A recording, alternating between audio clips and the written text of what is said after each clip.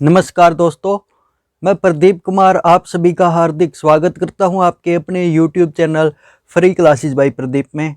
और हमने संधि का टॉपिक शुरू किया हुआ था जिसमें इससे हमने स्वर संधि और व्यंजन संधि के मुख्य मुख्य नियम पढ़ लिए थे और आज हम विसर्ग संधि के नियम पढ़ेंगे। व्यंजन संधि का लास्ट नियम हमने पढ़ा था कि अगर मैं के बाद कोई भी स्पर्श वर्ण आए, यानी कि मैं के बाद ये सारे स्पर्श वर्ण होते हैं क से लेकर मैं तक, इनमें से अगर कोई भी वर्ण आए तो मैं के स्थान पर अनुस्वार आ जाता है और इसके अलावा विकल्प से आगे वाला जो भी वर्ण आता है उस वर्ग का पांचवा वर्ण हो जाता है। जैसे कि हमने उदाहरण देखते हैं, एक सम प्लस तोस। ठीक है, यहां पर क्या है, मैं है, आगे तोस। तो नियम क्या कहता है कि मैं के बाद अगर कोई भी स्पर्श वर्ण आए, यानी कि तय आ गया स्पर्श वर्ण है क से लेकर मैं तक, कोई भी स्पर्श वर्ण आए तो मैं की जगह पर अनुस्वार हो जाता है। या तो अनुस्वार हो जाएगा या फिर उस वर्ग का जो आगे जो वर्ण आता है स्पर्श वर्ण, उस वर्ग का पांचवा वर्ण हो जाता है। तो तय वर्ग, तय कौन से वर्ग का है वर्ण, तय वर्ग का, इस वर्ग का पांचवा क्या है, न। तो यहां पर क्या हो जाएगा, न। मैं के स्थान पर क्या आ जाएगा, या तो अनुस्वार या फिर न। नया शब्द क्या बनेगा फिर, स। अगर अनुस्वार आएगा तो स के ऊपर अनुस्वार लग जाएगा, पीछे रहा तोष। नया शब्द क्या बन जाएगा, संतोष। इसी तरह से स, नया वर्ण क्या आएगा, न। न आधा है तो इस तरह आएगा, आगे कोई स्वर नहीं है इसीलिए न आधा रहेगा, पीछे रहा तोष। नया शब्द क्या बन जाएगा, संतोष। नियम क्या था कि मैं के बाद अगर कोई भी स्पर्श वर्ण आए तो मैं के स्थान पर अनुस्वार हो जाता है, अन्यथा आगे जो वर्ण आता है उस वर्ग का पांचवा वर्ण हो जाता है। तो तय वर्ण का पांचवा वर्ण क्या है, न है। तो या तो अनुस्वार होगा या फिर न होगा। अगर अनुस्वार होगा तो संतोष ऐसे लिखा जाएगा, अगर न आएगा तो स आधा न फिर तोष, संतोष। इस तरह से नया शब्द जो है बन जाएगा। इसी के अंदर एक लाइन और भी ऐड कर लीजिए कि अनुस्वार, मैं के स्थान पर अनुस्वार कब रहेगा।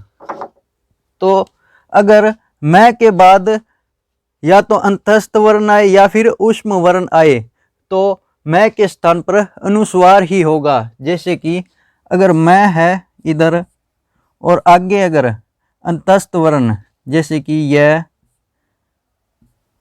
र, ल और व ये आए, या फिर ऊष्म वर्ण श,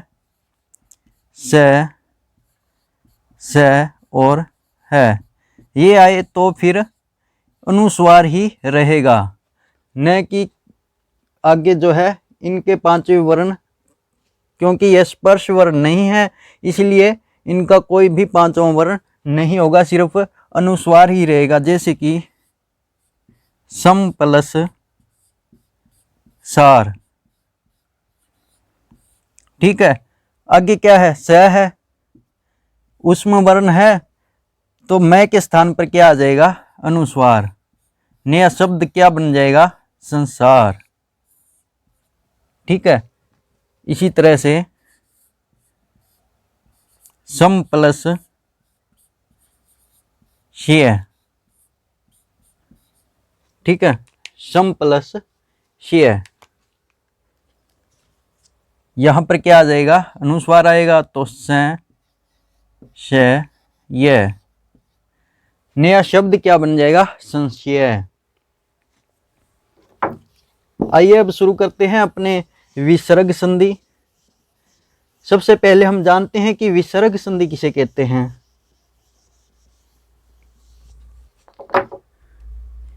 विसर्ग संधि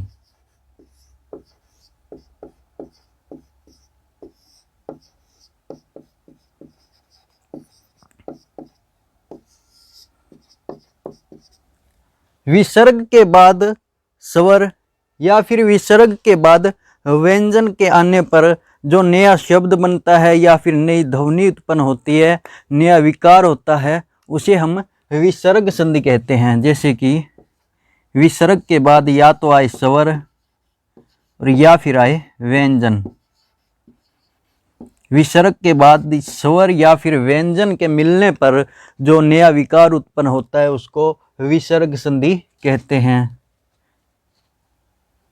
जैसे कि मन, मनः प्लस हर, नया शब्द बनेगा मैं, न, विसर्ग का ओ हो जाएगा। आगे हम नियम पढ़ेंगे, एक बार उदाहरण समझिए। विसर्ग का ओ हो जाएगा और पीछे रहा हर, नया शब्द क्या बन जाएगा? मनोहर। ठीक है, मनः प्लस हर, विसर्ग के बाद स्वर या व्यंजन के मिलने पर जो नया शब्द बनता है या नई ध्वनि उत्पन्न होती है, जो नया विकार उत्पन्न होता है, उसको विसर्ग संधि कहते हैं। ठीक है, अभी पढ़ते हैं हम नियम। तो विसर्ग संधि का पहला नियम कौन सा है कि विसर्ग से पहले अ हो और विसर्ग के बाद या तो अ हो या फिर वर्ग का तीसरा, चौथा, पांचवा हो या फिर य, र, ल, व और है हो, तो विसर्ग के स्थान पर ओ हो जाता है। देखिए, विसर्ग से पहले तो अ हो और विसर्ग के बाद या तो अ हो या फिर वर्गों का तीसरा, चौथा और पांचवा वर्ण हो। वर्गों का क वर्ग का तीसरा, चौथा, पांचवा, जैसे कि ग, घ और ङ, ज, झ और ञ, ड, ढ और ण, द, ध और न, ब, भ और म। तीसरा, चौथा, पांचवा हो या फिर य, र, ल, व हो या फिर ह हो, तो विसर्ग के स्थान पर ओ हो जाता है। ठीक है, क्या हो, यानी कि विसर्ग से पहले तो अ हो और विसर्ग के बाद अ हो या फिर तीसरा, चौथा, पांचवा वर्गों का तीसरा वर्ण हो या फिर वर्गों का चौथा वर्ण हो, सभी वर्गों का तीसरा, चौथा या फिर पांचवा वर्ण हो। जैसे कि क वर्ग का ग, घ और अंग, तीसरा वर्ण क्या है? ग, घ और अंग। ठीक है, च वर्ग का ज, झ और ञ, ट वर्ग का ड, ढ और न, ण, त वर्ग का द, ध और न, प वर्ग का ब, भ और म। इनमें से कोई भी वर्ण हो या फिर य हो, र हो, ल हो, व हो या फिर ह हो, तो ओ हो जाता है। यानी कि विसर्ग से इधर अ और आगे अ हो, तीसरा, चौथा, पांचवा वर्ण हो किसी भी वर्ग का, या फिर य, र, ल, व और ह हो, इनमें से कोई भी हो, तो विसर्ग के स्थान पर जो है ओ हो जाता है। जैसे कि उदाहरण देखते हैं हम, इससे पहले ही हमने उदाहरण देखा था, वो मन प्लस हर, मनः प्लस हर। तो आगे क्या है? यहाँ पर क्या है? नियम क्या कहता है? विसर्ग से इधर अ हो और आगे अगर अ या फिर तीसरा, चौथा, पांचवा य, र, ल, व है यहाँ पर, तो विसर्ग के स्थान पर ओ हो जाएगा। तो ओ होगा तो न में ओ की मात्रा आ जाएगी, विसर्ग के स्थान पर ओ हो जाएगा। ठीक है, हम इसको जोड़ेंगे। जैसे कि अब मन प्लस ओ फिर हर, तो नया शब्द क्या बनेगा? मैं, न में ओ की मात्रा नो, पीछे रहा हर, नया शब्द क्या बन जाएगा? मनोहर। इसी प्रकार से मन प्लस बल। ठीक है, यहां पर क्या है?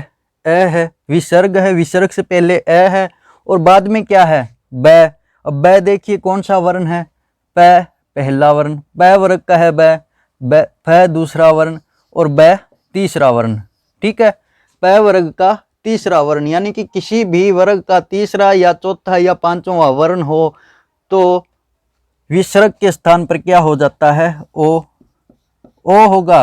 तो नया शब्द क्या बनेगा? आगे क्या है? मन। विसर्ग का ओ हो गया, पीछे रहा बल। नया शब्द क्या बनेगा? मैं, न ओ की मात्रा न में आएगी, मनो, पीछे रहा बल। नया शब्द क्या बनेगा? मनोबल।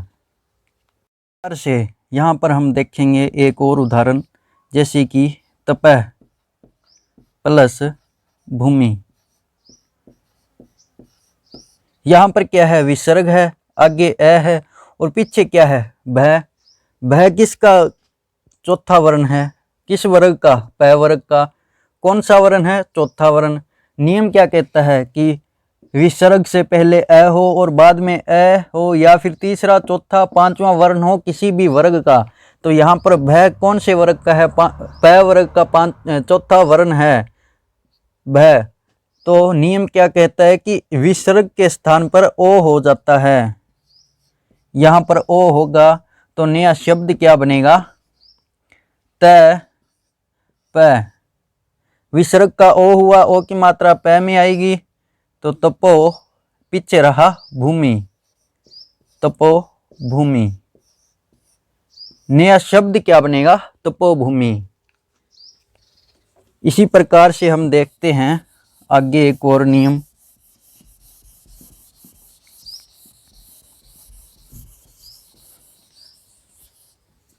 विसर्ग से पहले ए या फिर आ को छोड़कर, ए या आ को छोड़कर कोई भी स्वर हो विसर्ग से पहले, और विसर्ग के बाद में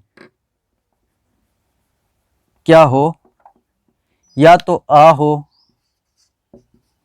या फिर ऊ हो, या फिर बड़ा ऊ हो, या फिर तीसरा चौथा और पांचवा वर्ण हो, या यह रह ल व हो, तो विसर्ग का जो है र हो जाता है।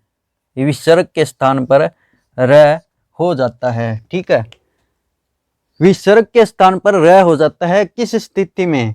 अगर विसर्ग से पहले ए और आ को छोड़कर, इनको छोड़कर कोई भी स्वर हो और बाद में या फिर तो आ हो या ऊ हो, या फिर तीसरा चौथा पांचवा वर्ण हो, या य र ल व हो, तो विसर्ग के स्थान पर र हो जाता है।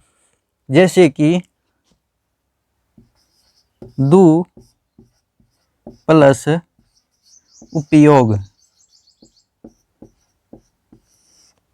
ठीक है, विसर्ग से पहले ए या आ को छोड़कर क्या है? ऊ है।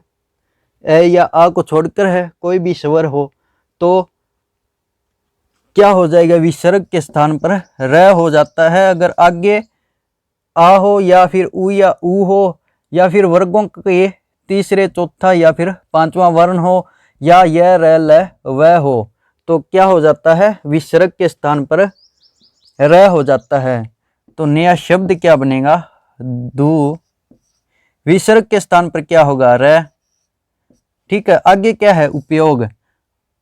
ऊ है, ऊ की मात्रा किस में आएगी? र के अंदर। र के अंदर ऊ की मात्रा आएगी दुरुपयोग। नया शब्द क्या बन जाएगा? दुरुपयोग। इसी प्रकार से जैसे कि नी प्लस आशा। ठीक है, यहां पर क्या है? विसर्ग है, विसर्ग से पहले क्या है? ई है। ए या आ को छोड़कर है कोई भी स्वर, और आगे क्या है? अगर या तो आ है, आई, या फिर ऊ या ऊ, तो यहाँ पर क्या है? आ है। नियम क्या कहता है? अगर विसर्ग से पहले ए या आ को छोड़कर हो और आगे आ हो, तो क्या बनेगा? र बनेगा। तो विसर्ग का र बनेगा, तो नया शब्द क्या बनेगा? नी। विसर्ग के स्थान पर र बन गया, पीछे क्या है? आशा। तो आ की मात्रा र में आएगी, र पूरा हो जाएगा। आ की मात्रा र में आ गई, नी रा शा। नया शब्द क्या बन जाएगा? निराशा। इसी प्रकार से जैसे कि नी प्लस धन, ठीक है। आगे क्या है? विसर्ग है। विसर्ग से पहले ए या आ को छोड़कर है स्वर, और आगे क्या है? ध। ध देखते हैं अब कौन सा वर्ण है। त, थ, द, ध। त वर्ग का चौथा वर्ण है। तो नियम क्या कहता है कि तीसरा या चौथा या पांचवा वर्ण हो, विसर्ग से पहले ए या आ को छोड़कर कोई और स्वर हो, यहाँ पर ई है, और विसर्ग से पहले ई है, और बाद में कौन सा है? चौथा वर्ण है प वर्ग का। तो क्या बन जाएगा? र। र बनेगा विसर्ग के स्थान पर। विसर्ग के स्थान पर र बनेगा तो नया शब्द क्या बनेगा? नी। र आधा है, आधा ही रहेगा, तो ध के ऊपर चला जाएगा, निर्धन। निर्धन। नया शब्द क्या बन जाएगा? निर्धन। इसी प्रकार से एक उदाहरण और देखते हैं हम। नी प्लस गुण। यहां पर क्या है? विसर्ग है। विसर्ग से पहले क्या है? ई है, ठीक है। ए या आ को छोड़कर है, और आगे क्या है? ग। तो नियम क्या कहता है कि वर्ग का ग कौन सा वर्ण है? क वर्ग का पहला, दूसरा, तीसरा वर्ण है। नियम क्या कहता है? तीसरा, चौथा, पांचवा वर्ण हो तो र हो जाता है विसर्ग के स्थान पर। अब र होगा विसर्ग के स्थान पर, तो नया शब्द क्या बन जाएगा? नी। र बनेगा। र आधा रहेगा क्योंकि आगे कोई स्वर नहीं है। र आधा रहेगा तो ग के ऊपर चला जाएगा, निर्गुण। नया शब्द क्या बन जाएगा? निर्गुण, ठीक है। यह हुआ अपना दूसरा नियम।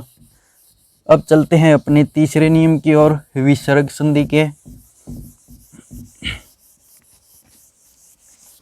विसर्ग संधि का तीसरा नियम क्या कहता है कि विसर्ग के स्थान पर श, स और स हो जाता है। विसर्ग के स्थान पर श, स और स हो जाता है। विसर्ग के स्थान पर या तो श होगा, स होगा और स हो जाता है। अब सबसे पहले हम देखते हैं कि श किस स्थिति में होता है। श होता है विसर्ग के बाद अगर, विसर्ग के बाद अगर च आए या फिर छ आए। च या छ आता है विसर्ग के बाद तो श बनता है, जैसे कि नी प्लस चल, चे, ठीक है। नी प्लस चे। विसर्ग के बाद क्या है? च है। च है तो नियम क्या कहता है कि विसर्ग के स्थान पर श हो जाता है। श होगा तो नया शब्द क्या बनेगा? नी श। श आधा रहेगा क्योंकि आगे कोई स्वर नहीं है, पीछे रहा च, निश्चय। नया शब्द क्या बन गया? निश्चय। इसी प्रकार से नी प्लस छल। च या छ है तो छ से पहले विसर्ग है तो विसर्ग का क्या बनेगा? श। श बनेगा तो नया शब्द क्या बनेगा? नी श आधा रहेगा क्योंकि आगे कोई स्वर नहीं है, पीछे शब्द रहा छल। नया शब्द क्या बन जाएगा? निश्चल। इसी प्रकार से एक उदाहरण और देख लेते हैं।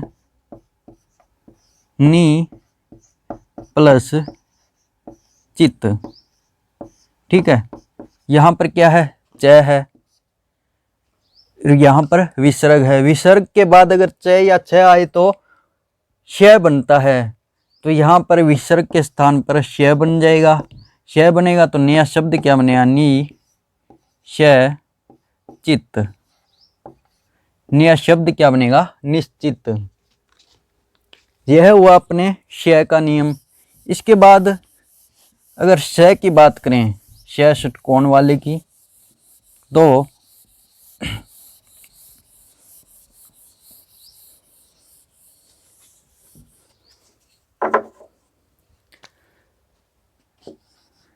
श कौन सी स्थिति में बनेगा? विसर्ग से पहले या तो ई हो, छोटी ई, या फिर छोटा ऊ हो। विसर्ग से पहले या तो छोटी ई हो या फिर छोटा ऊ हो, और बाद में क ख हो,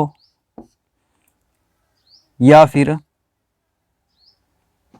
च छ में तो श बन जाता है, तो ये नहीं होगा। आगे है ट ठ, या फिर ट या ठ हो, या फिर हो त थ में ये वाला स बनेगा, इसलिए ये नहीं होगा।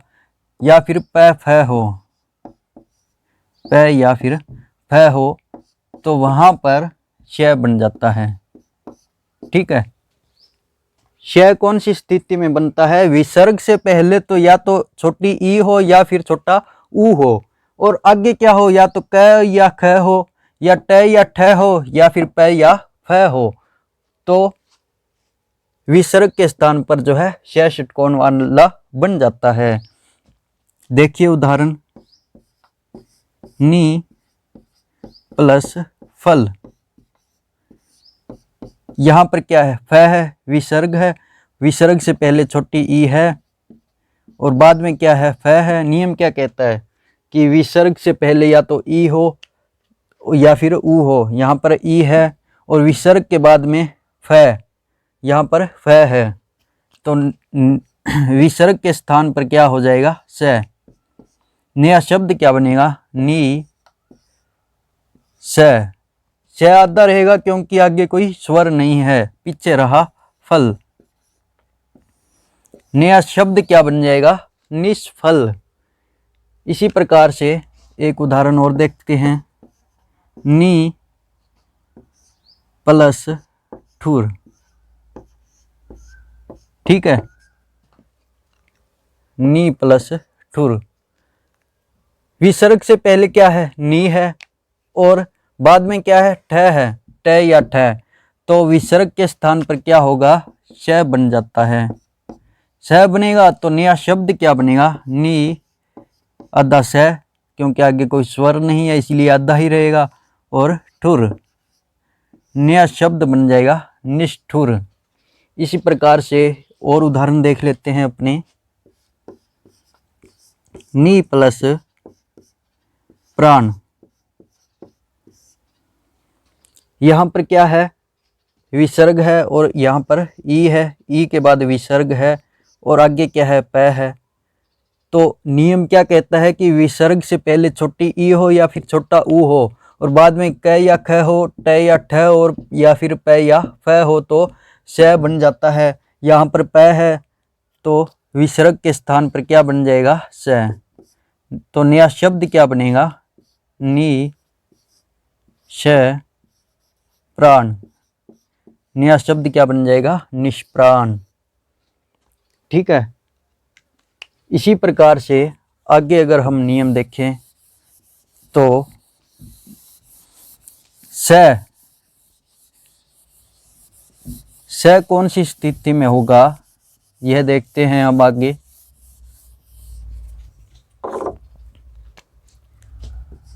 स कौन सी स्थिति में होगा? अगर विसर्ग के बाद या तो त आए या फिर थ आए। त या थ के आने पर विसर्ग के बाद विसर्ग के स्थान पर स हो जाता है। जैसे कि नमः प्लस ते, तो आगे क्या है? त है, पीछे विसर्ग, विसर्ग के बाद में क्या है? त है, तो विसर्ग के स्थान पर क्या हो जाएगा? स।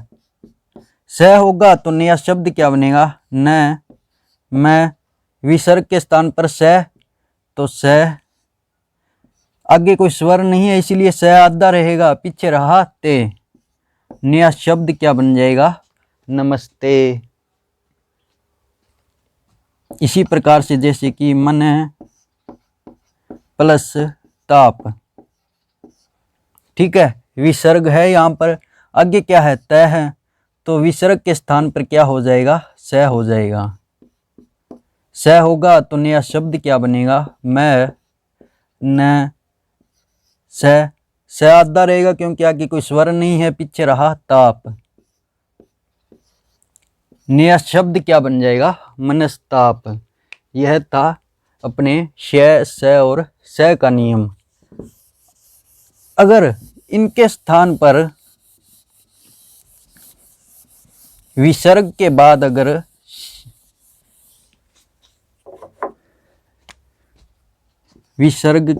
अगर यही आए, ठीक है, विसर्ग के बाद अगर श, स और स यही आए तो या तो विसर्ग का विसर्ग ही रहता है, नहीं तो विसर्ग के स्थान पर यही हो जाते हैं।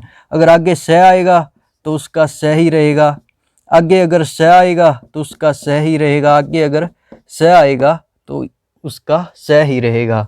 जैसे कि नी प्लस शेष, ठीक है, नी प्लस शेष। यहाँ पर क्या है, विसर्ग के बाद श है तो या तो नी शेष ऐसा लिखा जाएगा, नहीं तो नी विसर्ग के स्थान पर वही हो जाता है। ये सही लिख देता हूँ एक बार में, नी प्लस शेष। या तो विसर्ग का विसर्ग ही रहता है, नहीं तो जो आगे जो श आता है उसका वही रह जाता है आधा। तो निशेष, श शलगम वाला है तो यहाँ पर श रहेगा यह, और निशेष। या तो यह शब्द बनेगा विसर्ग का विसर्ग रहकर निशेष, या फिर निशेष। प्रकार से जैसे कि नी प्लस शंख, ठीक है, तो नया शब्द क्या बनेगा, नी प्लस शंख। श है आगे और यहाँ पर विसर्ग है, तो विकल्प से या तो नी शंख ऐसे ही रहेगा, अन्यथा नी श शंख, निशंक। इस प्रकार से जो है शब्द बन जाएगा। अगर विसर्ग के बाद श, श और स आए तो विसर्ग के बाद अगर श, स और स आए तो इनके स्थान पर या तो विसर्ग ही रहता है विसर्ग के स्थान पर, या फिर श जहाँ पर आता है वहाँ पर श रहेगा, और स आता है वहाँ पर स, और स आता है वहाँ पर स हो जाता है। जैसे कि दू प्लस शासन, ठीक है, विसर्ग है, विसर्ग के बाद अगर श, स और स आए तो विसर्ग के स्थान पर जो सामने आया हुआ स होता है ना वही रहता है, या तो यहाँ पर श होगा, नहीं तो विसर्ग का विसर्ग ही रहता है। तो नया शब्द क्या बन जाएगा, दू। अगर विसर्ग का विसर्ग ही रहता है तो यहाँ पर इस तरह से दुशासन, एक शब्द तो ये बनेगा, और दूसरा कौन सा बनेगा, दू विसर्ग के स्थान पर जो आगे से आया हुआ होता है वही स हो जाएगा, तो दुशासन। नया शब्द क्या बन जाएगा, दुशासन। इसी प्रकार से नी प्लस सार, अगर विसर्ग का विसर्ग ही रहता है तो नया शब्द कौन सा बनता है, नी सार, और विसर्ग को हटाते हैं तो जो स आगे आया हुआ होता है वही रहेगा, तो कौन सा शब्द बनेगा, नी सार। तो नया शब्द कौन सा बनेगा, निशार। यह था अपने विसर्ग संधि का एक और नियम। इसके बाद अगर बात करें हम विसर्ग संधि की, तो विसर्ग का जो है लोप हो जाता है, कौन सी स्थिति में विसर्ग का लोप हो जाता है, कौन सी स्थिति में? आइए देखते हैं। अगर विसर्ग के बाद र आए तो विसर्ग का जो है लोप हो जाता है। ठीक है, विसर्ग के बाद अगर र आए तो विसर्ग का लोप हो जाता है, यानी कि ये हट जाता है। और जो विसर्ग से पहले हर्षव स्वर आया हुआ होता है, हर्षव स्वर जो आया हुआ होता है विसर्ग से पहले, वो दीर्घ बन जाता है। उसका तो दीर्घ हो जाएगा, यानी कि अगर अ है तो उसका आ हो जाएगा, ई है तो उसका बड़ी ई हो जाएगी, अगर ऊ है तो उसकी बड़ा ऊ हो जाएगा। आगे अगर र है, पीछे विसर्ग है, तो विसर्ग का तो लोप हो जाएगा, वो यानी कि वो गायब हो जाएगा। और जो हर्षव स्वर होता है उसका दीर्घ स्वर बन जाएगा। देखिए उदाहरण, नी प्लस रव। ठीक है, यहाँ पर क्या है, नी प्लस रव, तो विसर्ग का लोप हो जाएगा, ये गायब हो जाएगा। और इसका जो है दीर्घ हो जाता है, तो नी, और पीछे रहा रव। नया शब्द क्या बनेगा, नी र व, नीरव। इसी प्रकार से नी प्लस रस। ठीक है, यहाँ पर क्या है, विसर्ग है, आगे छोटी ई है, पीछे है र।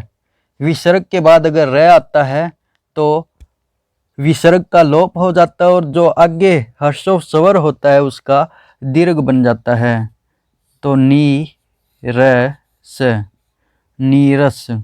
नया शब्द क्या बन जाएगा, नीरस। इस प्रकार से इसका एक उदाहरण और देख लेते हैं, जैसे कि नी प्लस रोग,